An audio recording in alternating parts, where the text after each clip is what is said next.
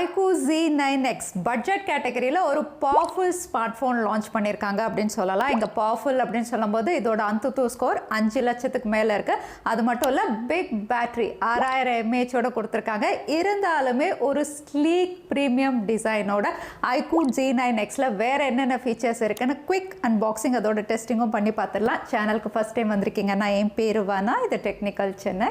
Box பார்க்கறதுக்கு iQOO Z9 எப்படி இருந்ததோ அதே மாதிரி பேக்கேஜிங்கில் தான் இருக்குது. பேக் சைடில் வந்து உங்களுக்கு என்னென்ன கண்டென்ட்ஸ் இருக்குன்னு லிஸ்ட் அவுட் பண்ணியிருக்காங்க. இங்கே சார் வேல்யூவும் இந்தியன் ஸ்டாண்டர்ட்ஸ் கீழே தான் இருக்குது. ஹெட் 0.99 வாட் per kg, பாடியும் 0.99 what per kg. Box open பண்ண உடனே ஸ்மார்ட் ஃபோன் இருக்குது. டிரான்ஸ்பரண்ட் டிபியூ கேஸும் கொடுத்துருக்காங்க. யூசர் மேனுவல் இருக்குது, நீங்கள் படித்து பார்த்துக்கலாம். இது கூடவே 44 வாட்டுக்கான அடாப்டர். இந்த ப்ரைஸ் செக்மெண்ட்டில் பொதுவாக வந்து இந்த மாதிரி ஃபாஸ்ட் சார்ஜிங் கிடைக்காது. கூடவே type A to type C cable, SIM ejector டூலும் இருக்குது. iQOO Z9x பார்க்கறதுக்கு இதோட சீனியர் Z9 எப்படி இருந்ததோ அதே மாதிரி ஃபினிஷில் தான் இருக்குது. இதுவும் வந்து உங்களுக்கு ஒரு பிரஷ்டு பேட்டர்னோட தான் பேக் பேனல் கொடுத்துருக்காங்க. கலரும் பார்த்தீங்கன்னா பிராண்ட் இதை டொர்னாடோ க்ரீன் அப்படின்னு சொல்கிறாங்க.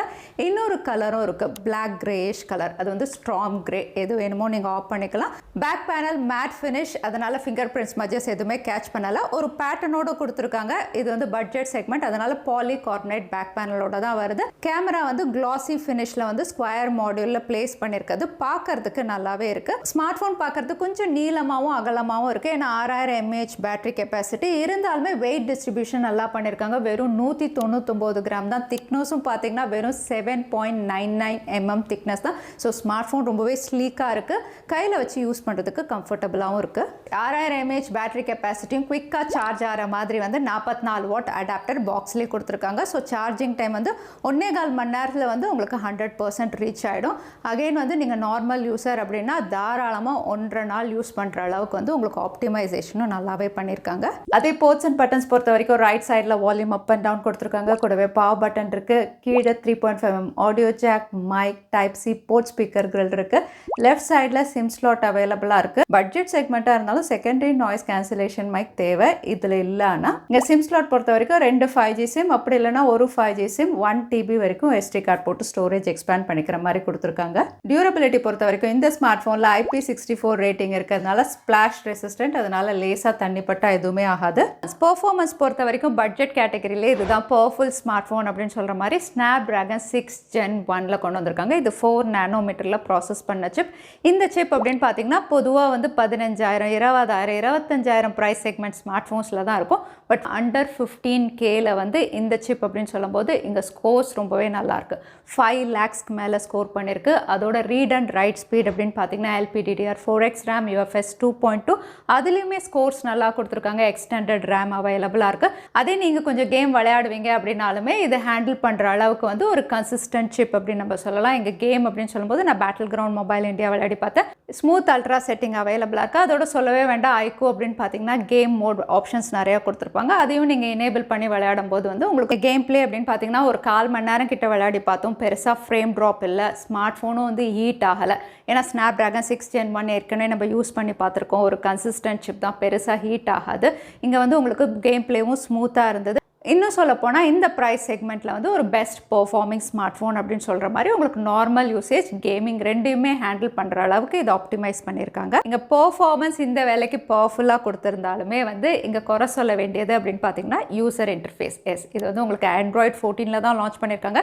இருந்தாலும் ஃபன் டச் OS 14 சொல்லவே வேண்டாம். எப்போ மாதிரி தேவையில்லாத ஆப்ஸ், ப்ளோட்வேஸ் இதில் இருக்க தான் செய்யுது. ஹாட் ஆப்ஸ், ஹாட் கேம்ஸ் இருக்குது. நிறைய நோட்டிஃபிகேஷன் பாப்பப் ஆகுது. ஸோ நீங்கள் இதை பெஸ்ட்டாக யூஸ் பண்ணணும் அப்படின்னா வந்து செட்டிங்ஸில் போய்ட்டு app store, hot games, hot apps எல்லாத்தையுமே வந்து நீங்கள் நோட்டிஃபிகேஷனில் டிசேபிள் பண்ணிவிடுங்க. தேவையில்லாத ஆப்ஸ் நிறையவே இருக்குது. எல்லாத்தையுமே அன்இன்ஸ்டால் பண்ணிட்டீங்க அப்படின்னா ஃபன் டச் OS 14 நீங்கள் பெஸ்ட்டாக யூஸ் பண்ணலாம். நெட்வொர்க் பொறுத்த வரைக்கும் இது 5G smart phone. 7 5G pant கொடுத்துருக்காங்க. N77, N78 ரெண்டுமே இருக்குது. கமெண்ட்டில் வந்து N77, N78 மட்டும் ஏன் நீங்கள் சொல்கிறீங்க அப்படிங்கிற மாதிரி ஒருத்தவங்க கேட்டிருந்தாங்க. இங்கே N77, N78 ஏன் மென்ஷன் பண்ணுறேன்னா இதுதான் மெயின் 5G பேண்ட். இது இருக்குது அப்படிங்கும்போது எந்த ஏரியாவில் இருந்தாலும் ஓரளவுக்கு உங்களுக்கு 5G நெட்வொர்க் கவர் ஆகிடும். அதோட வந்து தமிழ்நாடு பொறுத்த வரைக்கும் ஏர்டெல் யூசர்ஸ் அப்படின்னு பார்த்தீங்கன்னா கண்டிப்பாக உங்களுக்கு N77, N78 பேண்ட் இருந்தால் தான் பெஸ்ட்டாக ஒர்க் ஆகும். இல்லைனா நீங்கள் ஜியோக்கு மாறுற மாதிரி இருக்கும். அதனால தான் அதை வந்து நான் ப்ரிசைஸாக மென்ஷன் பண்ணுறேன். அதே நீங்கள் 4G யூஸ் பண்ணுறீங்க அப்படின்னா இதில் கேரியர் அக்ரிகேஷன் சப்போர்ட் இருக்குது. கால் குவாலிட்டி பொறுத்த வரைக்கும் ஜியோ சிம் கார்டு யூஸ் பண்ணி பார்த்தேன், கால் குவாலிட்டி நல்லாவே இருக்குது. அதே கால் ரெக்கார்டிங் பொறுத்த வரைக்கும் இந்த ஸ்மார்ட் ஃபோனில் நீங்கள் கால் ரெக்கார்டிங் பண்ணலாம், எதிராளுக்கு வந்து அனௌன்ஸ்மெண்ட் போகாமலே. டிஸ்பிளே பொறுத்த வரைக்கும் பெரிய டிஸ்பிளே 6.72 இன்ச்சஸ் கொடுத்துருக்காங்க, full HD plus IPS LCD பேனலோட வருது. ரெஃப்ரெஷ் ரேட்டும் 120 ஹர்ட்ஸ். அதுவும் வந்து நீங்கள் எந்தெந்த ஆப்ஸ்க்கு வேணுமோ எனேபிள் பண்ணிக்கிற ஆப்ஷன்ஸ் அவைலபிளாக இருக்குது, ஸ்மூத்தாகவே இருக்குது. இது கூடவே வைட் பேண்ட் L1 சப்போர்ட் கொடுத்துருக்காங்க, அதனால் நீங்கள் நெட்ஃப்ளிக்ஸ் அதாவது ஹெச்டி கண்டென்ட்ஸ் எல்லாம் ஸ்ட்ரீம் பண்ணிக்கலாம். பட் ஹெச்டிஆர் அப்படின்னு பார்த்தீங்கன்னா நன் காட்டுது, அதை நம்ம குறை சொல்ல முடியாது, பட்ஜெட் செக்மெண்ட்டில் ஓகே தான். இங்கே டிஸ்பிளே குவாலிட்டி அப்படின்னு பார்த்தீங்கன்னா ஒரு நல்ல ஐபிஎஸ் எல்சிடி பேனல் அப்படின்னு சொல்லலாம். அமலட் அளவுக்கு உங்களுக்கு டீப் பிளாக்ஸ் பஞ்சி கலர்ஸ் எல்லாம் நீங்கள் எக்ஸ்பெக்ட் பண்ண முடியாது. உங்களுக்கு கான்ட்ராஸ்ட் ரேஷியோ நல்லாவே மெயின்டைன் பண்ணியிருக்காங்க, கலர்ஸ் என்ஹான்ஸ் பண்ணி காட்டுது. டிஸ்பிளே குவாலிட்டி நல்லாயிருக்கு. பெசில்ஸும் பார்த்தீங்கன்னா 3 சைடு ஈவனாக இருக்குது, சின் மட்டும் கொஞ்சம் பெருசாக இருக்குது. வியூவிங் ஆங்கிளுமே உங்களுக்கு நல்லாயிருக்கு. பீக் பிரைட்னஸ் பரவாயில்ல, 1000 nits கொடுத்துருக்காங்க, அதனால நீங்கள் அவுட்டோரில் யூஸ் பண்ணாலுமே தெளிவாக இருக்குது. அதோட பயோமெட்ரிக்ஸ் அப்படின்னு பார்த்தீங்கன்னா ஐபிஎஸ் எல்சிடி பேனல், அதனால சைட் மவுண்டட் ஃபிங்கர் பிரிண்ட் சென்சாரோட வருது. அன்லாக் அப்படின்னு பார்த்தீங்கன்னா அதுவுமே உங்களுக்கு குவிக்காக இருக்குது. அதே கேமராஸ் பொறுத்த வரைக்கும் ரியர் சைடில் twelve camera 50 mega pixel primary sensor, OIS support கிடையாது, EIS சப்போர்ட்டோட வருது. இது கூடவே 2 மெகா பிக்சலுக்கு டெப்த் சென்சார் கொடுத்துருக்காங்க. செல்ஃபி கேமரா 8 மெகா பிக்சலோட வருது. இங்கே கேமரா ஃபீச்சர் அப்படின்னு பார்த்தீங்கன்னா பட்ஜெட் செக்மெண்ட், அதனால உங்களுக்கு டூவல் வியூ அந்த மாதிரி கொடுக்கல. ஸ்லோ மோஷன், டைம் லேப்ஸ், அதுக்கப்புறம் நைட் மோட் அவைலபிளாக இருக்குது, இதை நீங்கள் யூஸ் பண்ணிக்கலாம். இதில் எடுத்த சில பிக்சர்ஸ் அப்படின்னு பார்த்தீங்கன்னா லைட் கண்டிஷன்ஸ் நல்லா இருக்கும்போது ஓரளவுக்கு உங்களுக்கு டீட்டெயில்ஸ் நல்லாவே கேப்சர் பண்ணுது. பொதுவாக பட்ஜெட் செக்மெண்ட் அப்படின்னு சொல்லும் போதே வந்து எப்போவுமே நல்ல லைட் கண்டிஷன்ஸில் எடுக்கும்போது தான் டீட்டெயில்ஸ் நல்லாயிருக்கும். கலர்ஸும் பார்த்தீங்கன்னா வந்து ரொம்ப சேச்சுரேட்லாம் பண்ணல, ஓரளவுக்கு நேரில் எப்படி இருக்கோ அதே வந்து ஸ்லைட்டாக என்ஹான்ஸ் பண்ணி பூஸ்ட் பண்ணி காட்டுது. உங்களுக்கு சப்ஜெக்டுடைய ஸ்கின் டோன், ஃபேஸ் எல்லாமே பார்த்தீங்கன்னா வந்து கொஞ்சம் சாஃப்டன் பண்ணி தான் காட்டுது. இதுவும் வந்து நிறைய பேருக்கு பிடிக்க தான் செய்யும். அதே போர்ட்ரேட் ஷாட்ஸ் எல்லாமே வந்து உங்களுக்கு பிளர் எஃபெக்ட், அதாவது பேக்ரவுண்டுக்கும் சப்ஜெக்ட்டுக்கும் உங்களுக்கு டிஃப்ரென்ஷியேட் பண்ணுற அளவுக்கு ஓரளவுக்கு பிளர் எஃபெக்ட்ஸுமே நல்லாவே இதில் கேப்சர் பண்ண முடியுது. அதே செல்ஃபி கேமரா அப்படின்னு பார்த்தீங்கன்னா அதுவுமே நான் சொல்கிற மாதிரி தான், லைட் கண்டிஷன் நல்லா இருக்கும்போது டீட்டெயில்ஸ், கலர்ஸ் எல்லாமே நல்லாவே கேப்சர் பண்ணுது. இங்கே வீடியோ ரெக்கார்டிங் பொறுத்த வரைக்கும் இந்த பிரைஸ் செக்மெண்ட்ல வந்து பொதுவாக 4K சப்போர்ட் இருக்காது. பட் இந்த ஸ்மார்ட் ஃபோனில் உங்களுக்கு ரியர் சைடில் 4Kல நீங்கள் ரெக்கார்ட் பண்ண முடியும். பட் அதுலேயும் ஒரு கேட்ச் இருக்குது, என்ன அப்படின்னு பார்த்தீங்கன்னா higher variant 8GB RAM variant வாங்கினீங்கன்னா மட்டும்தான் 4Kல நீங்கள் ரெக்கார்ட் பண்ண முடியும். அதே நீங்கள் 4GB 6GB RAM வேரியன்ட் வாங்குறீங்க அப்படின்னா 1080 30 FPS சப்போர்ட் இருக்குது. ஸோ அதோட வீடியோ குவாலிட்டி எப்படி இருக்கும் அப்படின்னு நீங்கள் பாருங்கள். ஒன்று 4K, இன்னொன்று வந்து 1080 FPS வீடியோ குவாலிட்டி இப்படி தான் இருக்க போது. 4K விட உங்களுக்கு 1080 பிக்சல் அப்படின்னு பார்த்தீங்கன்னா ஸ்டெபிலைசேஷன் பெட்டராகவே இருக்குது. இங்கே செல்ஃபி கேமரா அப்படின்னு பார்த்தீங்கன்னா அதுலேயுமே வந்து உங்களுக்கு டீட்டெயில்ஸ், வீடியோ குவாலிட்டி நல்லாவே கேப்சர் பண்ணியிருக்கு. ஆடியோ குவாலிட்டி பொறுத்த வரைக்கும் பட்ஜெட் செக்மெண்ட்டாக இருந்தாலும் இந்த ஸ்மார்ட் ஃபோன் உங்களுக்கு டுவல் ஸ்பீக்கர்ஸோடு வருது, அதனால வந்து லவுடாகவே இருக்குது. அது மட்டும் இல்லை 3.5mm ஆடியோ ஜாக் கொடுத்துருக்காங்க, அதில் பாட்டு கேட்கும்போது பேஸ் உங்களுக்கு ஆடியோ குவாலிட்டி ரொம்பவே நல்லாயிருக்கு. இது கூடவே ஆடியோ வந்து நீங்கள் கஸ்டமைஸ் பண்ணிக்கிற மாதிரி நிறைய ஆப்ஷன்ஸ் கொடுத்துருக்காங்க.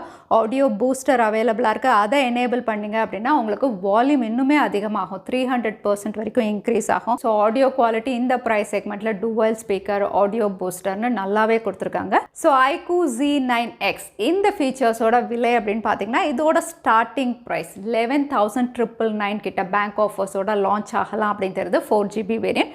இந்த விலைக்கு ஃபீச்சர்ஸ் அப்படின்னு பார்க்கும்போது வந்து 6000 mAh பேட்டரி கெப்பாசிட்டி, ஸோ தாராளமாக 1 நாள் யூஸ் பண்ணலாம்.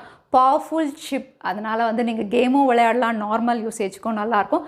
கேமராவும் டீசெண்டாக பிக்சர்ஸ் கிளிக் பண்ணுற மாதிரி இருக்குது. அதோட மியூசிக் லவர்ஸ்க்கு பிடிச்ச மாதிரி வந்து ஆடியோவும் உங்களுக்கு dual speakers, 3.5mm audio jack கொடுத்துருக்காங்க. டிஸ்பிளே அமலட் இல்லை, இருந்தாலுமே இந்த ப்ரைஸ் செக்மெண்ட்டுக்கு ஐபிஎஸ் எல்சிடி பேனலில் கான்ட்ராஸ்ட் ரேஷியோ நல்லாவே இருக்குது. டிஸ்பிளே குவாலிட்டியுமே நல்லாயிருக்கு. இங்கே குறை அப்படின்னு சொல்லணும்னா வந்து ப்ளூடூத் மட்டும்தான் நம்ம சொல்லணும். தேவையில்லாத ஆப்ஸ் நோட்டிஃபிகேஷன் அதை டிசேபிள் பண்ணிட்டீங்க அப்படின்னா இந்த விலைக்கு வந்து ஒரு பவர்ஃபுல் ஸ்மார்ட் ஃபோன் அப்படின்னு நம்ம iQOO Z9x தாராளமாக சொல்லலாம். ஸோ வீடியோ யூஸ்ஃபுல்லாக இருந்தால் லைக் பண்ணுங்கள், உங்கள் ஃப்ரெண்ட்ஸோடையும் ஷேர் பண்ணுங்கள். இன்னொரு வீடியோவில் பார்க்குறேன். Stay safe, stay happy.